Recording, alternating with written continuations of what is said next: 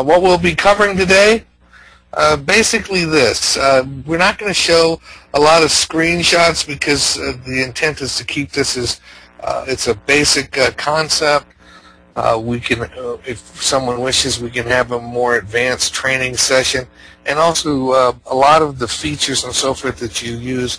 The different screens are different between the different operating systems or virtual operating systems. But we'll be covering volume pathing, path failover, operating system MPIO, load balancing, all at a single controller level. Then we'll introduce the additional features that our high availability products give, and just a real quick touch on key networking settings and RAID configuration.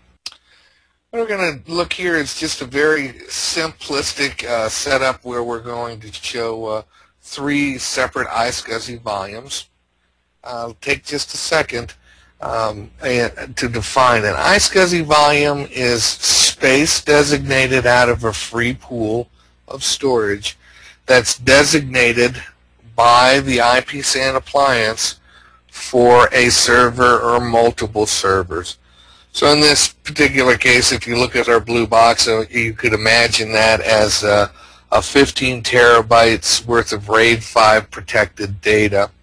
And out of that 15 terabytes, we've carved up 3 different volumes, not necessarily even encompassing or using the entire 15 terabytes, say 1 terabyte, 4 terabyte, and 8 terabyte. In this situation, it's a very simple relationship. We have a single server, single path, a switch, and a single path to the IPSAN storage.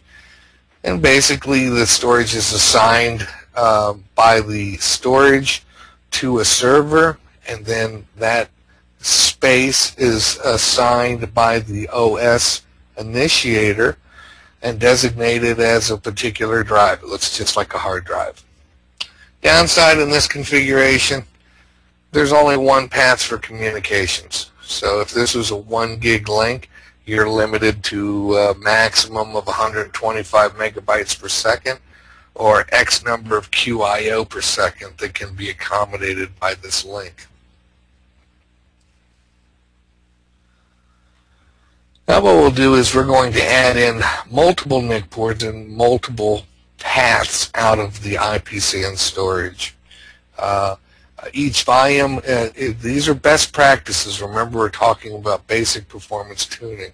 Okay, each volume should be assigned to a different NIC port at this StoneFly GUI or control level. And once that's done, the initiator will see these volumes as listed, and you can select them and make them active. And once they become active, you go into a disk manager, you create your file system if you're on Linux and mount it, and disk manager on Windows. You would just assign a drive letter to it and format it. Away you go. So in this particular case, I've designated, I assigned volume 1 to NIC port A, volume 3 to NIC port A, and volume 2 to NIC port B on the server. So what I'm doing is, best case, I'm working with an odd set of volumes versus the number of ports that are available are being used. So what I did is I balanced as best I could my volume traffic across 2 NIC ports manually through assignment and using the OS. Dick, I have a question. Yeah. Can you have more than 3 volumes? You sure can.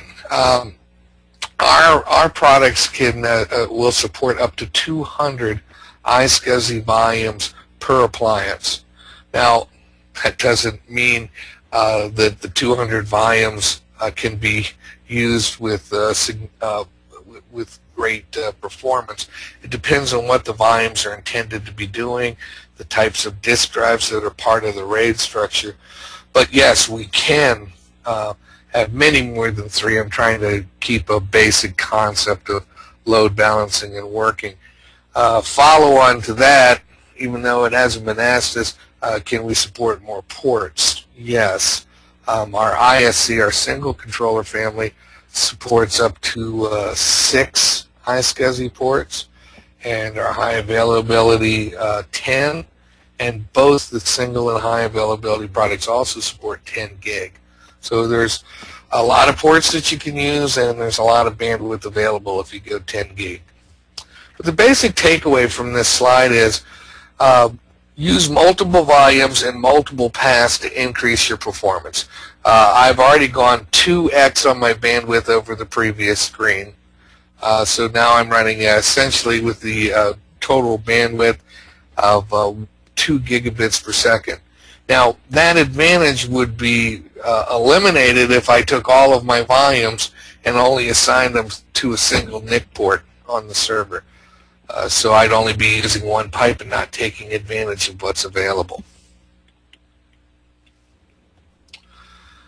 Now what this slide's going to demonstrate how volumes are assigned to a server and then balanced in the same fashion, but now I'm demonstrating more ports out of the iSCSI server, or IP SAN appliance, excuse me, talking to the product. So as you can see, I now balance traffic out of my unit, the ISC, and the switch is then finding paths that are pre-designated to the server and consolidating them. So in this particular case, you'd say, well, I'm going from 4 to 2. Doesn't that represent a bottleneck? Yes, it does represent a bottleneck. However, imagine if I had 4 paths out of the IP SAN appliance and 2 servers with 2 paths each. Now I'd be balancing each volume across individual NIC ports to the individual servers. Okay? But one of the things that happens, and this slide is more to demonstrate what happens if I lose a path out of an IP SAN storage appliance manufactured by StoneFly.